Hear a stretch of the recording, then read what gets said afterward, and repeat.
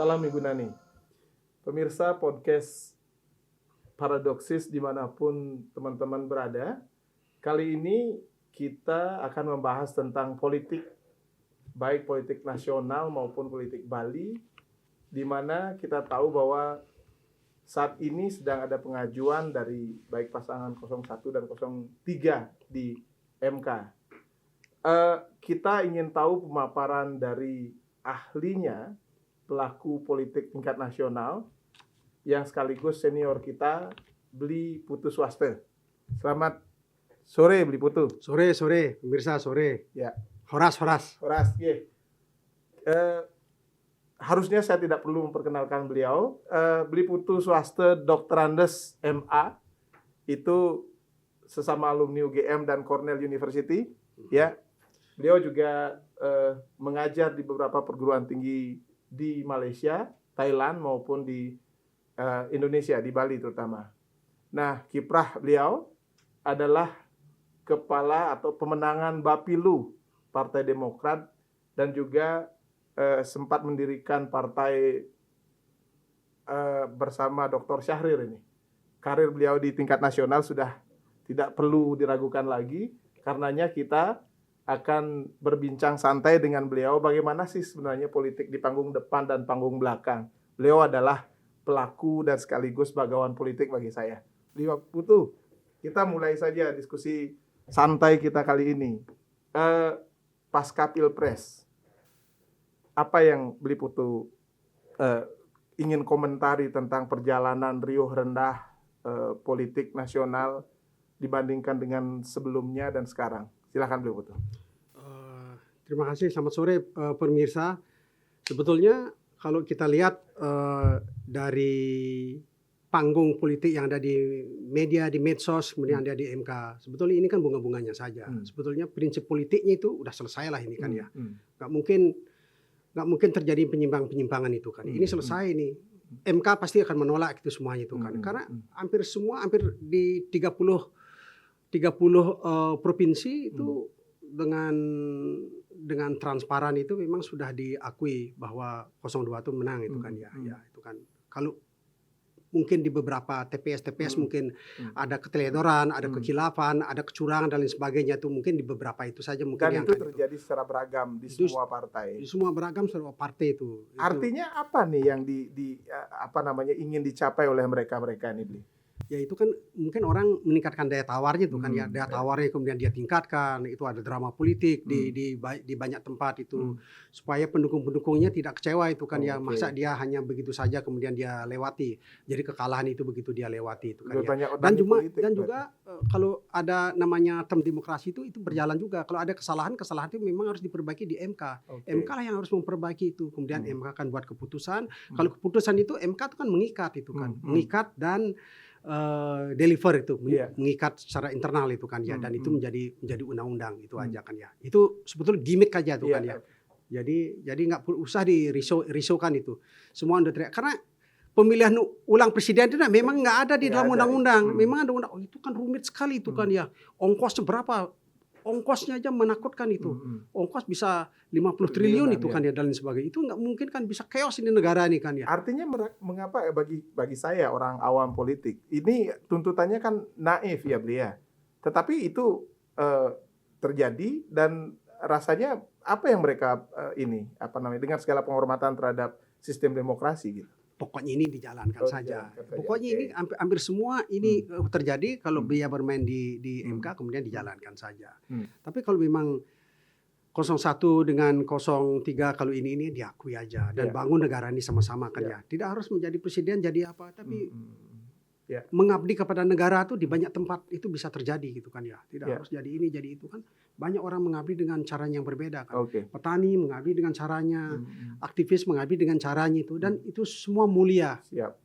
Gitu. Nah, kalau misalkan kita flashback ke pasca Pilpres sebelumnya, di mana agak sedikit terjadi pembelahan secara sosial meskipun kita tidak bisa membilang itu dibandingkan dengan pemilu 2019, terutama di kalangan menengah ke atas, akademisi dan segala macam. Apa yang Bli bisa lihat, sampaikan kepada pemirsa yang masih bingung saat ini gitu? Sebetulnya akademisi itu kan sedikit itu kan, yang demo sedikit sekali kan ya. Pokoknya yang besar itu Ya. Volume yang besar itu adalah kelompok milenial itu. Milenial generasi Z itu jumlahnya hampir 110 juta tuh. 110 juta, besar sekali itu kan ya. Ini mereka nggak begitu peduli itu juga silent kan majority, silent majority itu besar sekali itu kan ya. Dan mereka lah yang penentu kemenangan itu sebetulnya itu kan. Menentu kemenangan 110 juta. Mereka tidak terikat dengan politik secara ansih itu kan. Mereka terikat dengan partai tertentu, mereka enggak. Mereka lihat lifestyle, mereka lihat panggung, mereka lihat sukses story itu kan ya. Mereka suka itu, mereka nggak bisa ditipu-tipu, mereka tidak bisa dibayar-bayar juga, mereka nggak suka dibayar-bayar itu kan. Mereka sendiri punya uang dan mereka punya pilihan yang berbeda tuh dari orang-orang yang terlibat di dalam politik itu. Jadi generasi milenial inilah generasi penentu dari semua kemenangan itu. 56% ya. 56% itu kan ya. Tapi apa namanya, terlepas dari penghormatan terhadap demokrasi, Bli melihat bahwa apakah memang suara para akademisi ini itu murni karena dorongan atas keberpihakan atau memang murni tuntutan profesi dia yang menyuarakan demokrasi atau seperti apa? Sebetulnya mereka mungkin menyuarakan tentang demokrasi ya, harus kita lihat dari sisi itu kan ya. Itu hebat juga. Jadi harus kita akui bahwa itu hebat juga para akademisi itu berani menyuarakan dari mainstream yang berbeda gitu kan. Mereka berani mengatakan itu. Jadi demokrasi mesti ada check and balances itu penting sekali itu kan ya. Oleh karena itu apa yang dikatakan oleh akademisi itu menjadi gimmick, menjadi riak-riak tertentu yang kemudian menjadi rumusan, menjadi demokrasi yang penuh warna gitu kan ya. Mesti ada warnanya, jangan hanya warna putih, warna merah gitu saja. Jadi seperti pluralisme, seperti gamelan Bali itu. Masa orang kempluk semua, jadi nggak enak juga. Orkestrasi ya. Orkestrasinya itu jadi bagus. Jadi kan indah sekali kan. Begitu ada warna yang berbeda, jadi indah sekali gitu kan. Tapi menariknya adalah ada klaim yang menurut kita agak sedikit too strong ya.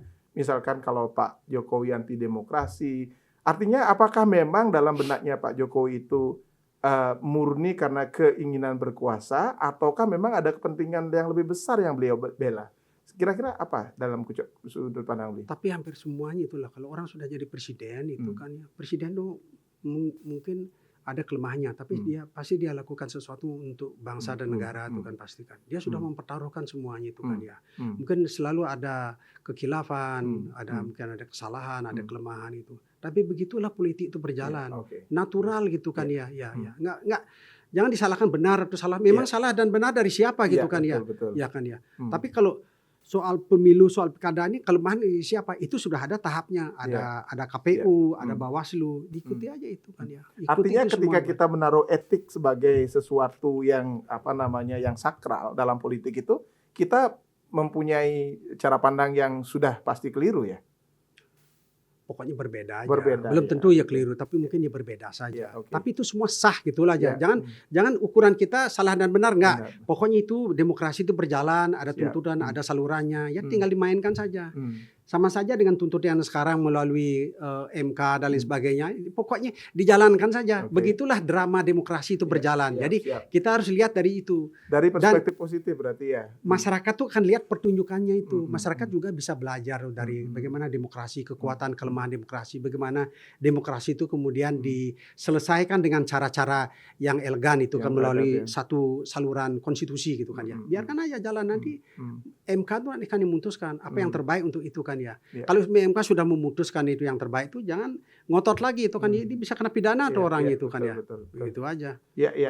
Ya memang di sana dilemanya. Artinya begini, kalau saya lihat di mainstream majority di masyarakat kita, riak itu tidak demikian hebat. Justru di kelas menengah ke atas ini riak-riak itu ada gitu. Artinya apakah memang pemahaman secara literasi politik yang kalangan silent majority ini perlu diberikan edukasi, ataukah ada sesuatu yang justru mereka benar melihat karena ini kepentingan bangsa dan negara, sedangkan di segmen kecil di situ mereka berdiri dari segmennya masing-masing. Misalkan seorang pejuang demokrasi murni dari pejuang demokrasinya tanpa mementingkan tujuan dari bangsa, atau seperti apa, Bli? Pokoknya itu kan soal interpretasi itu kan ya. Pokoknya tinggal dimainkan aja. Jadi kita juga jangan mengkuliahi ini generasi milenial, mereka tuh pintar-pintar, mereka baca buku dan lain sebagainya. Cuma mereka kan tidak mau suka ribut dan lain sebagainya, nggak menarik untuk mereka. Itu generasi Z, itu generasi milenial kan bentuk satu generasi yang sangat berbeda sekali daripada generasi kita kan ya. Generasi kita tuh berbeda sekali. Mereka cara nyari uangnya juga berbeda, bekerjanya berbeda. Itu kan ya, lihat main di digital, di Bitcoin, di apa dan sebagainya itu beda sekali itu kan ya. Jadi lifestyle berbeda, panggungnya juga berbeda itu kan ya. Tapi biarkan aja itu kemudian berkembang. Nanti keadaan itu akan merumuskan sesuatu yang baru kan ya. Itu pasti akan ada solusinya, percaya aja. Dari dulu begitu ada solusinya. Alam itu memang dengan rumus matematiknya yang luar biasa canggihnya itu akan merumuskan sesuatu. Begitu aja harus kita percaya tuh kan ya. Tapi memang kalau kita nih sebagai kayak kita lama sekolah di Gajah Mada kan kita pasti menemukan exitnya kan ya. Jadi exitnya akan ada. Banyak sekali kita punya masalah-masalah dulu yang sangat berbeda yang mungkin dipikir-pikir tidak bisa kita selesaikan. Kemudian nanti waktu nanti akan bisa menyelesaikan gitu. Nah, kita ingin stressing ke karena Beli Putu ini adalah kepala Bapilu ya Partai Demokrat. Artinya tahulah seluk-beluk tentang bagaimana di politik di belakang layar ini berjalan. Nah, misalkan apa yang bisa di-spill nih Bli? Dari misalkan nih Pilpres, Pilkada, pasti ada satu kesamaan di belakang layar itu yang tidak bisa kita baca atau kami baca dari panggung depan. Nah, kira-kira apa itu yang panggung-panggung belakang atau deal-deal di belakang layar yang umum terjadi dalam perhelatan Pilpres Bli?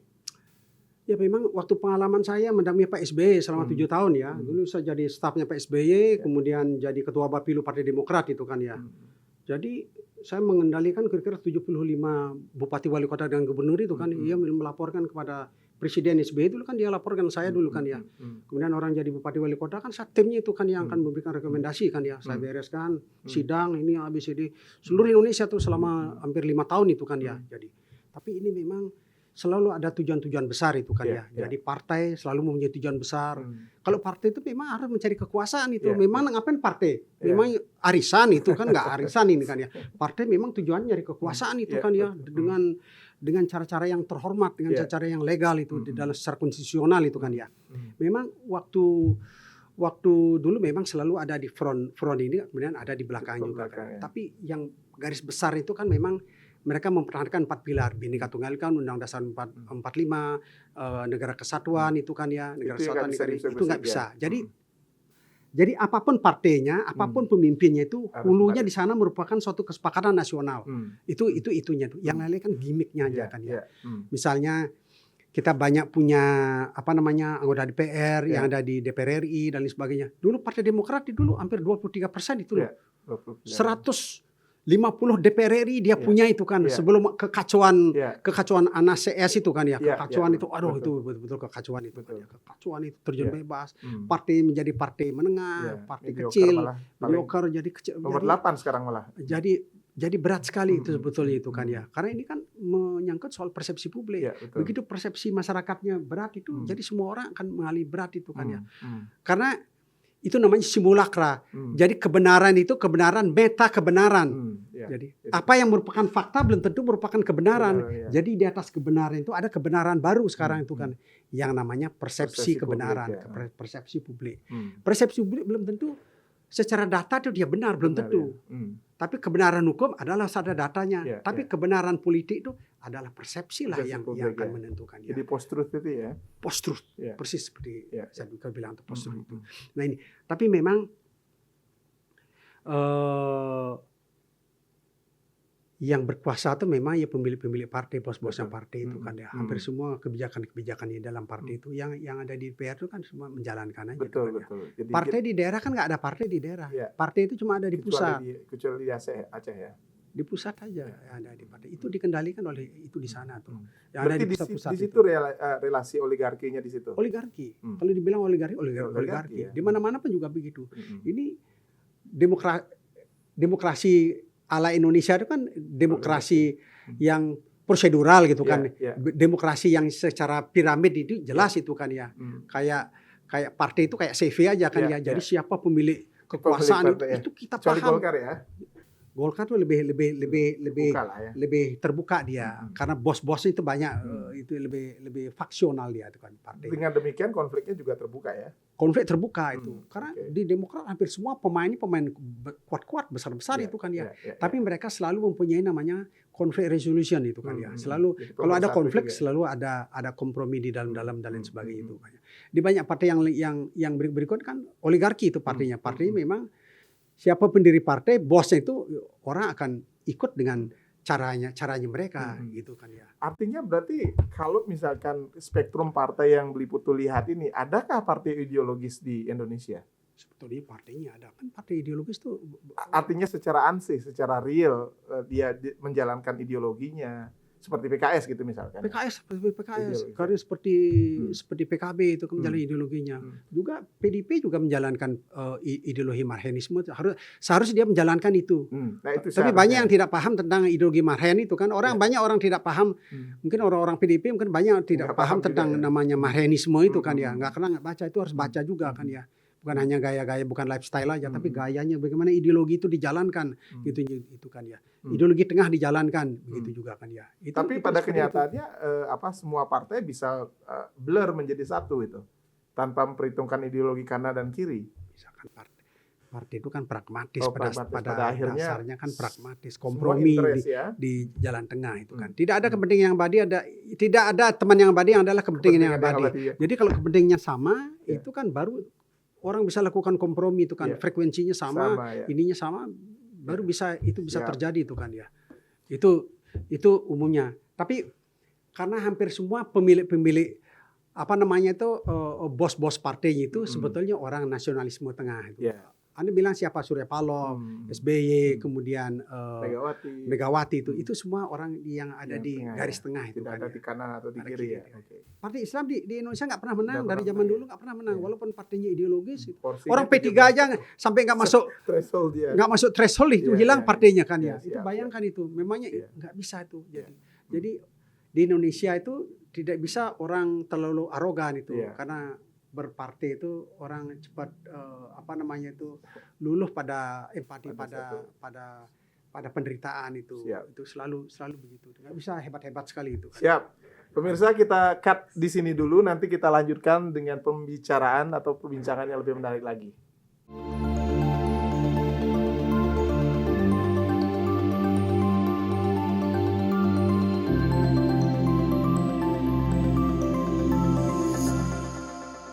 Pemirsa, kita lanjutkan lagi obrolan kita. Tadi kita sedang membahas tentang politik nasional. Nah, sekarang kita akan masuk ke segmentasi politik lokal di tingkat Bali. Nah, Beli Putu, kita tahu bahwa sebelumnya partai yang berkuasa di tingkat nasional dengan pejabat teras di Bali itu paralel, inline. Nah, sementara sekarang pasangan yang menang di 02, di mana PDIP sebagai dalam tanda petik kepala daerah di Bali sebagian besar berasal darinya, itu tidak lagi inline. Nah, kira-kira menurut Beli Putu ada perubahan pengambilan keputusan dan kebijakan yang terkait dengan kebijakan pembangunan di masa depan di Bali? Ya pastilah itu kan. Sekarang kan pasti akan dilakukan kocok ulang tuh kan ya. Kenapa dilakukan kocok ulang? Karena yang berkuasa sekarang kan bukan inline dari PDIP itu kan ya. Ya kalau dulu kan Jokowi itunya PDIP itu, dia inline satu garis dia itu kan, satu warna dia kan. Sekarang kan Prabowo dari partai Gerindra itu kan ya. Pasti walaupun begitu tapi Prabowo kan orang nasionalis dia kan ya, orang NKRI maksudnya itu, Sabta Marga dan lain sebagainya kan. Pasti itu akan berpengaruh, kepentingan yang di pusat itu harus satu garis itu dengan kepentingan-kepentingan yang ada di daerah itu. Dia tidak bisa bertentangan, dia tidak bisa terlalu ekstrim yang ada di daerah itu. Nanti dia akan bisa bermasalah, satu masalah kebijakan, yang kedua masalah anggaran itu juga kan ya.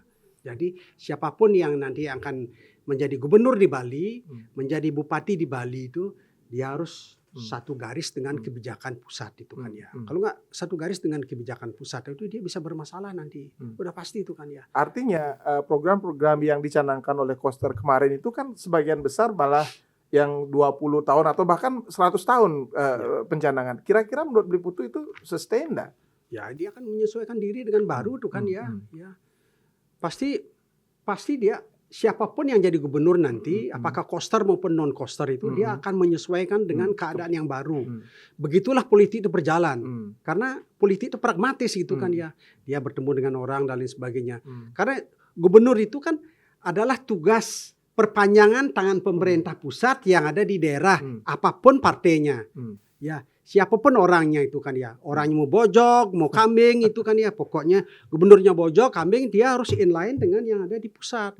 Kalau nggak gitu kan dia pasti akan dipotong lehernya dulu kan ya. Justru ini yang terjadi oleh Pak Koster dulu waktu U20 itu ya. Artinya ketika dia mendolak kebijakan pusat itu, apakah itu yang terjadi di masa lalu? Ya, pasti orangnya nggak berani itu kan ya. Sekarang kan dulu kan Jokowi gini-gini kan ya. Sekarang pasti takut, orang takut. Memangnya orang jadi kepala daerah dan lain sebagainya memang nyari masalah baru itu kan ya. Kan leliping alih legiti adaan itu kan yang alih masalah baru. Bisa berat orang kan ya. Bisa pidana, bisa apa, bisa anggaran, bisa di stop. Itu kan presiden yang tanda tangan itu semua. Presiden, menteri keuangan itu juga kan ya. Kemudian koalisi partai yang ada di DPR itu kan berat. Kalau PDIP sendiri menjadi ini kan berat sekali. Tapi PDIP baru sebagai oposisi, jadi ada check and balancesnya. Bagusnya PDIP itu jangan masuk pemerintahan, jangan masuk pemerintahan itu. Pasti bagus untuk publik itu kan, untuk rakyat itu bagus. PDIP di luar pemerintahan aja. Jadi PDIP itu jauh lebih hebat ya kan ya.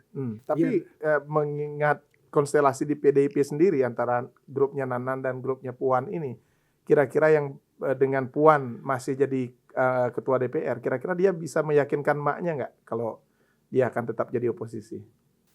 Tahu lah itu tahu ya. Nanti tak tanyakan Puan dulu kan, mau kan ya Puan begitu kan ya. Tapi biarkan aja itu masalah internal di PDIP itu kan ya. Tapi yang jelas bahwa kalau PDIP menjadi oposisi itu bagus untuk bangsa, untuk negara ini. Jadi pemerintah itu bisa dikontrol oleh satu kekuatan nasionalis tengah yang sangat kuat, ideologinya Marxisme untuk mengontrol pemerintahan itu. Kalau dia mengontrol pemerintahan, dia mengontrol APBN, dia mengontrol kebijakan pemerintah itu, dia mengontrol policy-nya, dia kontrol itu. Jadi 3 yang bisa dia kontrol itu kan dan lain sebagainya itu. Ini pasti bisa menjadi baik sekali check and balances itu kan ya.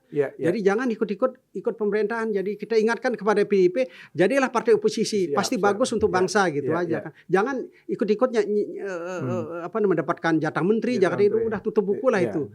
Jadi jalankan ideologi Marxisme ini secara sungguh-sungguh dan total itu. Pasti jadi bagus itunya, negaranya bagus itu.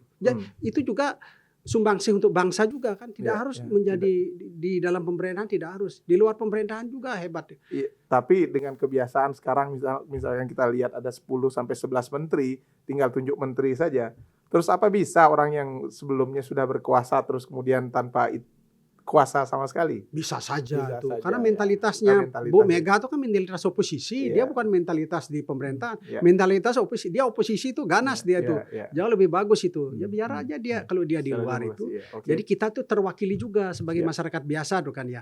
Terwakili oleh mereka. Banyak masyarakat itu kan banyak yang tertindas oleh keadaan-keadaan yang diskriminatif sering sekali, baik dari segi hukum, baik segi kesempatan, baik dari segi kebijakan itu. Biarkanlah orang-orang yang terlibat dalam ideologi tengah atau Marxisme itu membela wong ciliknya. Bagaimana dia bela wong cilik gitu. Dia di sana tuh akan jadi bagus gitu aja.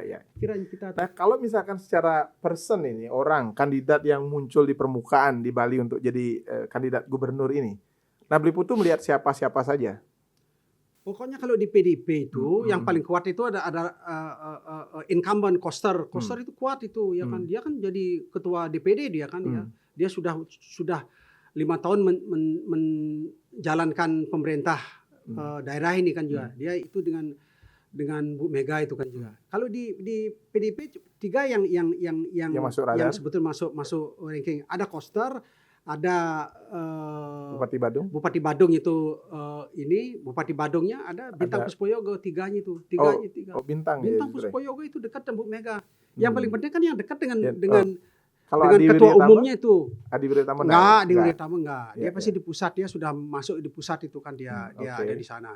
Nah, selain 3 itu kira-kira radar lain? Ya mungkin yang di tempat yang lain kan ada seperti Santiasa itu yang jadi Wakabin itu, apakah dia bisa tuh. Dengan PJ yang sekarang PJ sekarang tuh cukup bagus itu dia. Dia apakah dia mau tarung tuh enggak, itu ada dari Golkar ada Demer juga di sana. Mau nggak dia kemudian Jadi dia main wakil itu ya? kan ya jadi wakil, jadi apa dia wakil.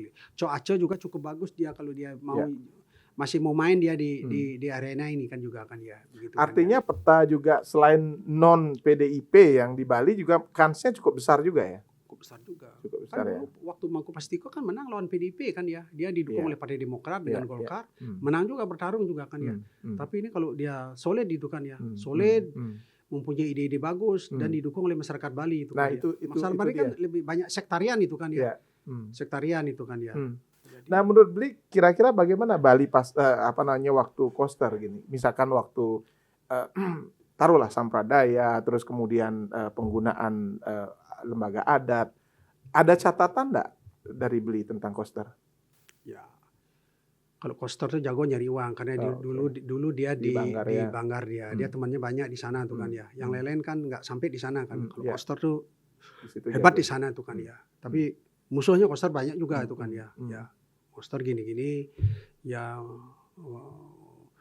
Koster kan semuanya mau cepat itu kan ya, mau bangun cepat ini cepat itu kan ya. Artinya Ya, sebenarnya dari sisi itu bagus dia. pokoknya dari segi anggaran dari segi nyari oke. uang tuh untuk kepentingan Bali itu cukup bagus. Cukup bagus, Tapi ya. masalah Bali kan berbeda sekali dengan apa kepentingan pusat itu kan juga kan ya. Ya. Ini harus banyak bertanya kompromi dengan orang itu kan ya. Jadi dia tuh harus lebih plural, lebih banyak tanya dan lain sebagainya gitu kan ya. Jadi itu ininya tuh ya. Kita nggak tahu siapa yang mau jadi gubernur kan kita nggak tahu juga kan. Ya. Semua orang jadi mau. Soal kalau jadi gubernur ini ongkosnya mahal, ongkos politik itu mahal sekali itu sebetulnya kan ya. Ya itu orang harus punya modal itu kan ya. Di samping modal otot, modal uang juga harus besar ya. itu kan ya. Jadi kalau mungkin Beli dengar-dengar kalau untuk Bali itu kira-kira di kisaran berapa tuh, Beli? Waduh, kalau Bali paling sih habis sekitar 5 T? T sih enggak itu Enggak kan ya, ya. oke. Paling enggak 50 miliar habis lah itu Wow, kan ya. lebih kecil. Ya artinya Ya, yang hemat-hemat lah main Oh, itu hemat kan ya. ya. Jadi kalau Oke. orang mau habiskan 50 miliar itu kan rumit juga itu kan ya. Kalau orang-orang yang biasa-biasa itu kan rumit itu kan ya. Jadi paling tidak begitu tuh kan ya. Kalau di tempat yang besar-besar seperti Iya, Jawa itu baru sampai lah Bali kan ya. cuma Iya. 4 juta nih pemilihnya Iya. kan ya. Jadi nggak begitu besar juga kan ya. Jadi Terkait orang dengan itu mahar itu gimana Beli sebenarnya Beli? Dari sisi artinya yang selama pengalaman Beli gitu. ya dulu waktu saya jadi ketua Bapilu ada yang kena mahar, ada yang enggak juga kan Oh, ya. gitu. Artinya kalau mahar itu kan dia tergantung jalur cost-nya ya. itu juga kan. Cost-nya itu artinya orang biaya saksi itu kan Oh, ya, iya. biaya kampanyenya itu kan mahal sekali. Saksi kalau di Bali dengan 13.000 TPS itu paling tidak uang saksi untuk pertarungan gubernur paling tidak bisa 10 miliar itu. Uang saksi aja. Uang saksi aja itu kan ya. 10 miliar itu juga kan ya. Belum uang lain, uang kampanye dan lain sebagainya itu kan ya.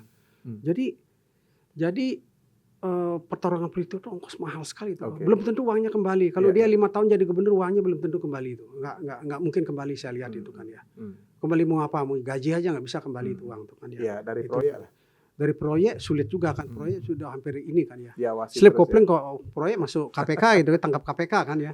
Nggak ada enaknya jadi pejabat sekarang tuh. Nggak ada enaknya jadi pejabat ya. Nah, kira-kira kalau politisi Bali di tingkat nasional, Bli, artinya yang selama ini baik yang sebelum ini ataupun sekarang, yang menyuarakan kepentingan Bali, yang vokal dia bisa secara dialektika menyuarakan kepentingan Bali, menurut Bli siapa dan bagaimana strateginya? Sebetulnya dengan cara yang berbeda itu kan ya. Jadi semua DPR kita maupun DPD kita kan menyuarakan kepentingan Bali itu dengan cara yang berbeda, dengan degradasi yang berbeda, dengan persentase yang berbeda itu kan ya. Semua menyuarakan kepentingan Bali itu kan ya. Jadi orang Bali baik yang di dalam Bali maupun di luar Bali itu harus lebih kuat, lebih bersatu. Ya, ingin melihat keadaan lebih rukun lah ini kan ya. Kan sering orang Bali nggak rukun itu kan ya. Kalau orang Bali dengan orang Bali suka sekali ribut itu. Seperti manajemen ngurak, manajemen yuyu. Betul. Susah melihat orang senang dan senang melihat orang susah gitu aja. Manajemen ngurak itu kan dia nebak ke dalam, dia bukan musuh ditebak kan, dirinya ditebak itu kan ya. Jadi memang wacana ke depan harus dia lakukan perubahan itu kan ya, baik vis-a-vis dengan berhubungan dengan pemerintah pusat, berhubungan dengan apa namanya, dengan dari segi ekonomi itu kan ya. Karena Bali itu strategis saja. Hmm, hmm, Indonesia itu pintunya cuma ada 2. Bali dan Satu ada Bali, ada Jakarta, Jakarta. itu kan ya. Karena pintu masuknya. Hmm. Persepsi Indonesia itu cuma ada 2. Ada Hmm. Jakarta, ada Bali. hmm, Kalau Balinya ribut, Indonesia dia persepsi ini dianggap masalah gitu kan ya. Oleh karena itu Bali harus baik-baik jaga diri gitu aja kan ya. Jangan suka ribut, suka ini. Investasi bisa terbang kemana-mana itu kan ya. Kita tuh bisa masalah juga di banyak tempat nanti kan ya. Oleh karena itu pemimpin Bali itu harus sinergisitasnya itu harus bagus. Dia harus menjadi kompromi, dia harus menjadi di dalam, dia harus menjadi kayak klien itu kan ya. Di Dia harus tengah ya. menampung suara-suara yang berbeda itu kan ya. Hmm. Jangan main keberpihakan kiri kanan itu kan ya. Karena orang Bali suka ribut itu kan ya. Panjang ribut karena kerjaan nggak ada, orang suka ribut karena kultur petaninya masih ada itu kan ya. Baik dia lakukan secara oral maupun dia pendam ke dalam itu. Itu yang kemudian jadi masalah itu yang ingin kita kulik lebih jauh, Bli. Tentang bahaya laten Bali. Nah, sebelum itu kita rehat sejenak ya. Nanti kita akan masuk ke bahaya laten Bali.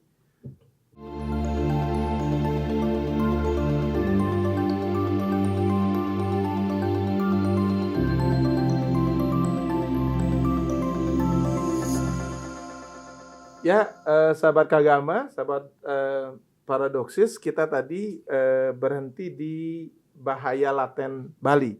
Kita ingin mengetahui lebih jauh tentang kira-kira bahaya laten Bali itu apa, Bli? Sehingga Bali tetap menjadi etalase Indonesia yang damai. Sebetulnya yang harus dihilangkan itu konflik yang ada di Bali itu kan ya. Preman harus hilang banyak-banyak itu kan. Preman harus gituan, harus banyak dihilang. Konflik yang tidak begitu penting misalnya tersebali dengan Sampradaya, tutup buku lah itu kan ya. Tutup buku itu udah itu mengganggu pembelahan sosial kemudian yang terjadi di Bali itu kan ya. Ya kan nggak menarik itu. Udah ini kita harus melompatkan fase berikutnya. Tutup buku itu. Biarkan Bali kan dari dulu plural, berwarna itu. Biarkan aja orang jalan, nanti alam tuh akan membuat hal-hal baru nanti. Dia akan membuat keputusan-keputusan atau exit yang ada untuk kepentingan Bali itu kan ya. Sebetulnya orang-orang yang ada di luar yang non Bali, tapi orang Bali yang non Hindu ini ya kemudian masih sering diajak berkomunikasi dan lain sebagainya supaya ini tidak ada konflik suku, konflik ras dan lain sebagainya itu kan ya. Baik itu di tempat pekerjaan maupun di tempat kelompok-kelompok organisasi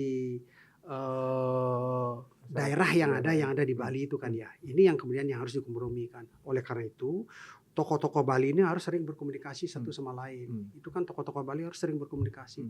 Tokoh yang informal maupun yang tokoh formal.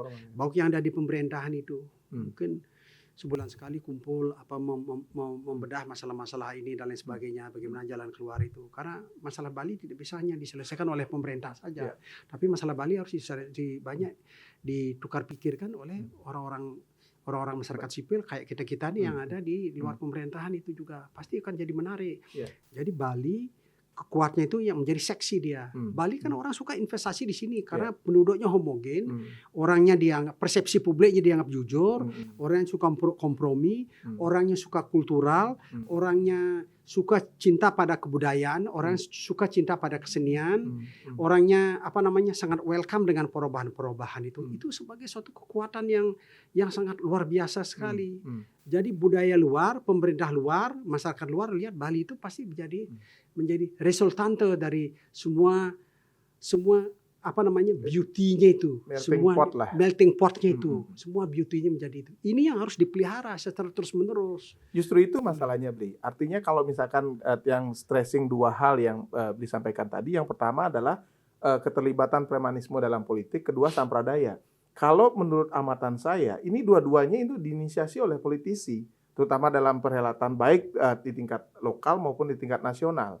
Misalkan pelibatan preman dalam sebagai vote getters, atau kemarin misalkan seperti Sampradaya itu mau tidak mau harus diakui bahwa itu melibatkan juga politik relasi kuasa di sana. Nah, kira-kira bagaimana solusinya nih, Bli? Sebetulnya yang harus kuat itu adalah kelompok masyarakat sipil harus kuat. Kalau masyarakat sipilnya kuat, netizen itu kuat, dia akan menghukum semuanya, dia hukum. Jadi pemerintah yang pro pada salah satunya itu dia akan dihukum.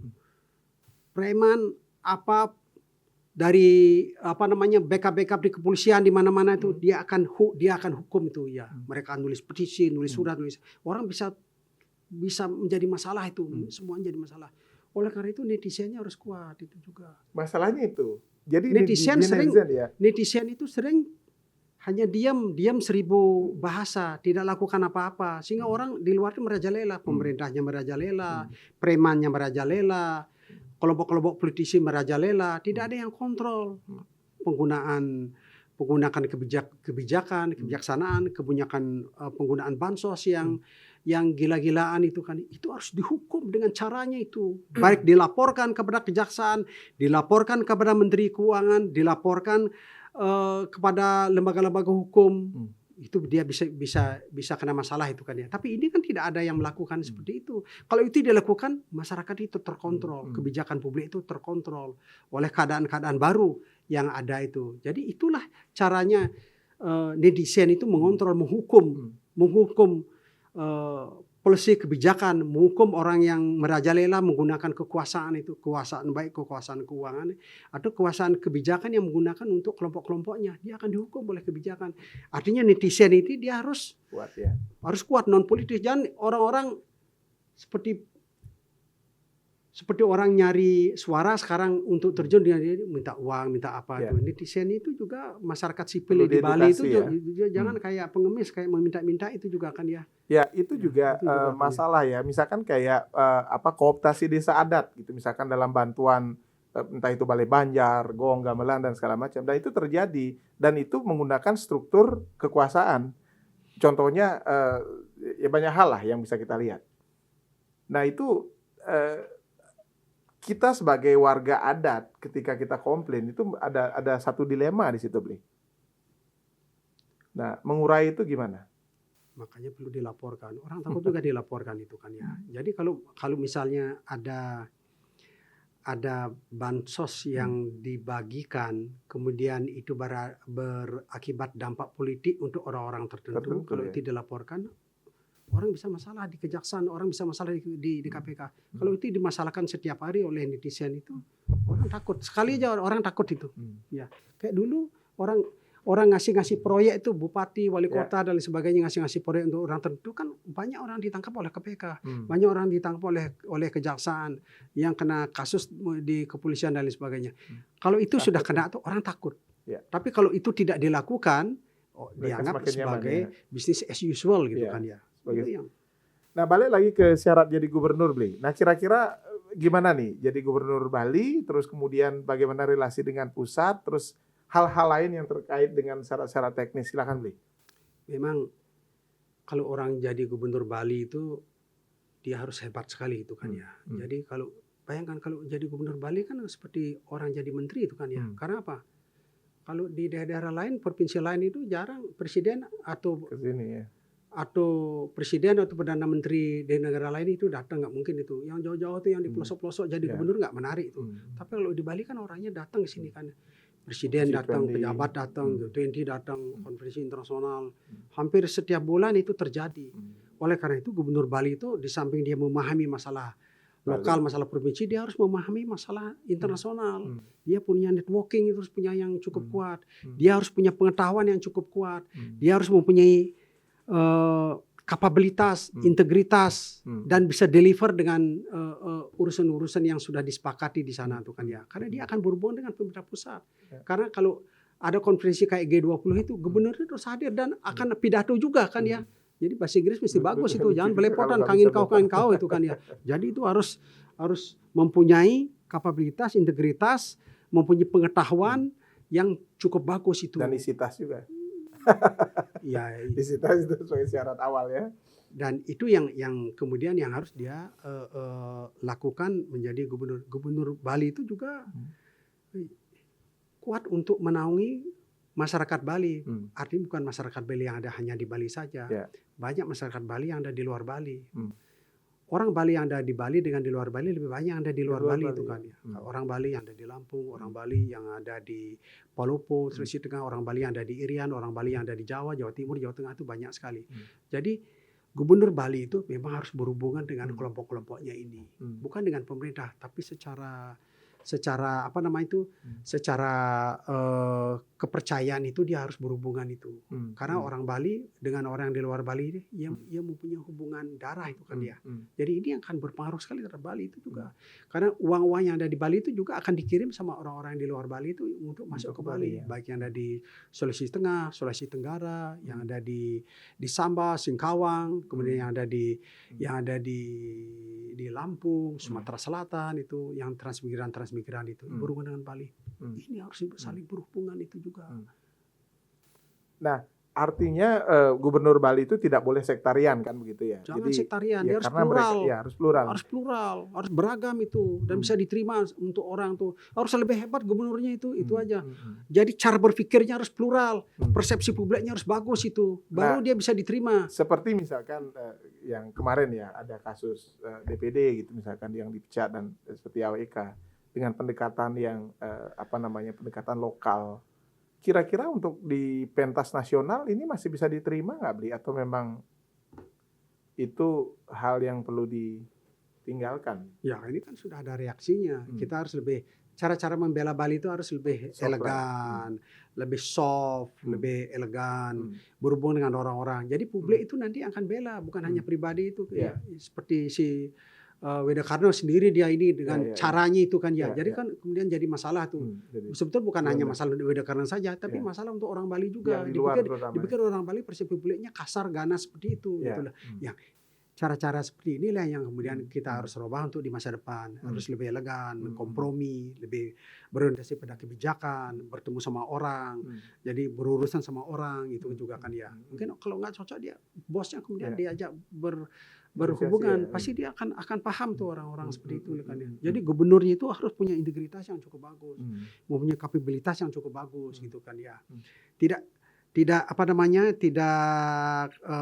sektarian itu intinya itu kan dia. Karena gubernur Bali itu adalah gubernur Indonesia, dia jadi gubernur Indonesia karena dia kedua setelah Jakarta ya. Setelah Jakarta itu kan ya, gubernur Bali itu hebat itu sebetulnya.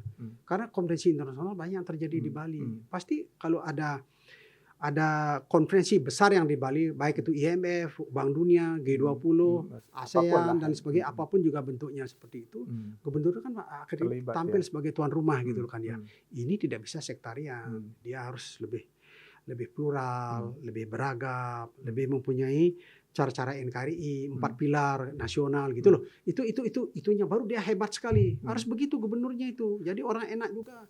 Sering turun ke bawah, diajak orang-orang berkomunikasi, minum teh, tokoh-tokoh diajak berkomunikasi dengan ini itu. Jangan sektarian itu kan ya. Itu yang tidak bisa diterima dalam abad digital ini, abad milenial ini. Nggak bisa diterima itu kan sekarang. Tapi di sisi lain bahwa segregasi karena ideologi itu juga penting diperjuangkan, Bli. Maksudnya bagaimana misalkan pemikir-pemikir Hindu atau aktivis Hindu memperjuangkan ideologi Bali yang bernafaskan Hindu ini ke tingkat pusat.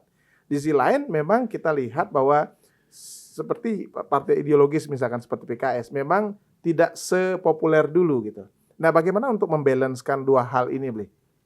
Ya harus dimainkan itu kan ya. Jadi orang Bali yang ada di luar Bali itu kan sebetulnya banyak yang punya kekuasaan di Jakarta di mana tuh. Gubernur itu harus menjadi resultante dari semuanya itu kan ya. Dia akan menampung orang-orang, diajak orang-orang berkomunikasi gitu kan. Itu dengan semua listing kekuasaan itu kan sudah ada semua itu. Diajak orang berkomunikasi, ditelepon orang-orang itu kan. Jangan kelompoknya aja diajak berurusan itu.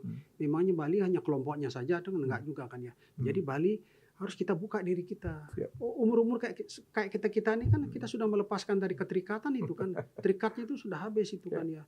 Nyari ini sudah habis semuanya itu. Jadi gubernurnya itu memang dia harus plural, harus punya integritas yang bagus, pembelaan publiknya harus bagus, kebijakannya itu harus untuk semua orang dan sebagainya gitu loh kan ya. Jadi itu baru menjadi legacy dia suatu saat. Dia menjadi legasinya itu kan ya. Dia menjadi warisan yang akan dia pakai untuk pemimpin-pemimpin berikutnya itu. Dia pemimpinnya akan mencontoh dia ini menjadi jurisprudensi lah dia gitu. Itu yang sebetulnya yang kita dambakan ini. Yang berikutnya netizennya harus kuat juga. Netizen itu meminta-minta itu kayak pengemis-pengemis itu kan udah repot juga kita kan ya. Itu harus menjadi bagus. Itu kira-kira begitunya itu kan. Siap. Thank you, Bli. Kita akan rehat sejenak. Kita akan masuk nanti tentang potret aktivis-aktivis Bali, bagaimana menjaga jejaring, membuat jejaring ke depan agar kita sesama politisi Bali atau stakeholders Bali bisa bergandengan tangan untuk memperjuangkan satu common interest. Terima kasih, nanti kita lanjut lagi.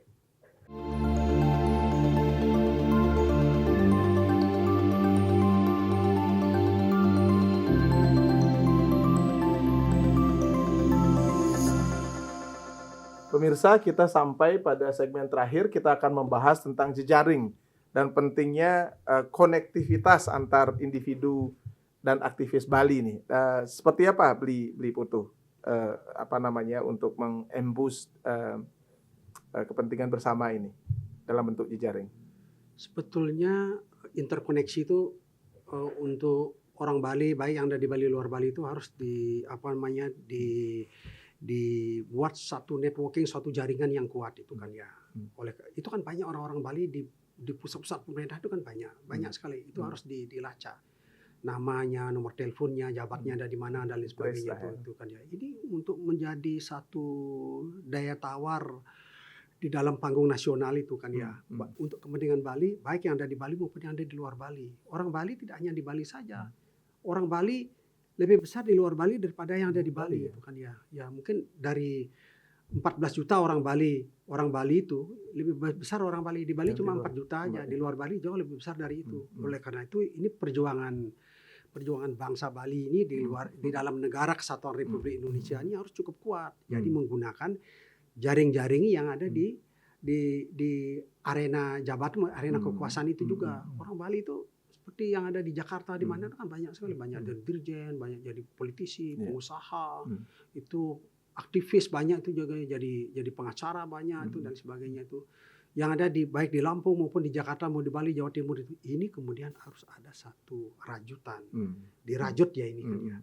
Jadi memang ada baiknya seperti gubernur ini memang kalau bisa memfasilitasi untuk merajut, tukar pikiran, kompromi dan lain sebagainya. Seperti Kagama yang kita lakukan. Kagama itu kan merajut itu kan ya. Kagama ada di mana-mana. Lihat aja di Bali Beat itu kan. Semua dari presiden turun itu ada itu kan ya. Dari menteri, berapa menteri yang ada di semua di sana.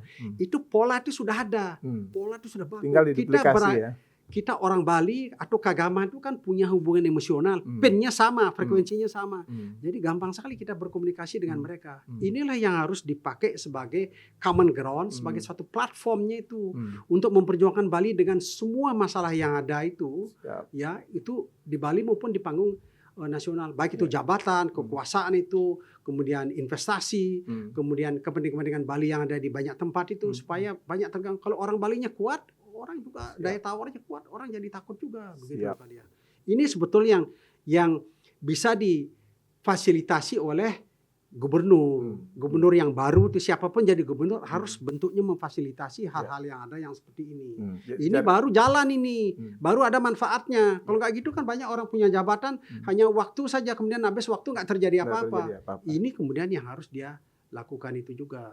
Itu loh kan ya. Kayak gas habis, masuk beras habis, ini gula habis, kebutuhan pokok habis, ini harus kompromi juga kan, harus kompromi. Kalau orang Bali yang ada di Pertamina, orang Bali yang ada di Bulog, ini supaya bisa berkomunikasi, gubernurnya komunikasi dengan orang dan lain sebagainya, itu kan bisa jadi hebat sekali. Lihat saja yang investasi hampir semua konglomerat yang ada di Jakarta yang mempunyai investasi di hotel yang ada di Nusa Dua, di mana-mana di sini kan ya. Gubernur bisa komunikasi sama mereka. Jalan itu semua gampang tuh jalannya itu gitu aja kan. Ini mesti canggih pengelolaan Bali itu dengan gubernur Bali itu harus dengan cara-cara baru, cara-cara masa depan gitu loh kan ya. Untuk diselesaikan dengan cara masa depan itu juga, misalnya digital, kompromi, ketemu orang, orang ketemu jaringan, orang ketemu dengan kekuasaan yang ada itu kan. Itu bisa cepat sekali itu kan. Ini yang diperlukan persyaratan orang jadi gubernur itu aja kan ya. Siap. Ya, pemirsa, rasanya obrolan singkat ini kita dapat memetik banyak hal nih dari pakar politik kita, dari pelaku bukan hanya teoritis. Kita belajar banyak hal. Yang pertama adalah sinergitas antara pusat dan lokal, terutama dalam konstelasi politik Bali dan politik nasional itu harus inline. Yang kedua adalah bagaimana kemudian SDM Bali ini bisa menyadari kepentingan bersama sebagai sebuah entitas yang tidak bisa bergerak secara sendiri-sendiri. Tentu pembangunan atau rajut dari jejaring itu menjadi penting harganya.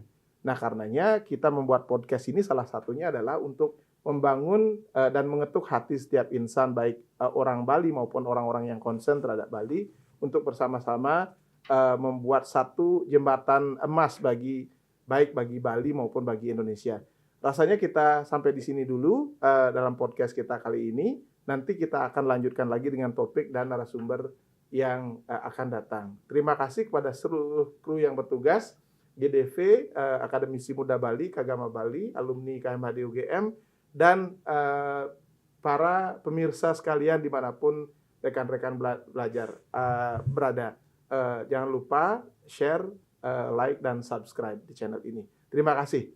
Liputu. Salam Paradoksis. Salam Paradoksis. Terus mau Liputu.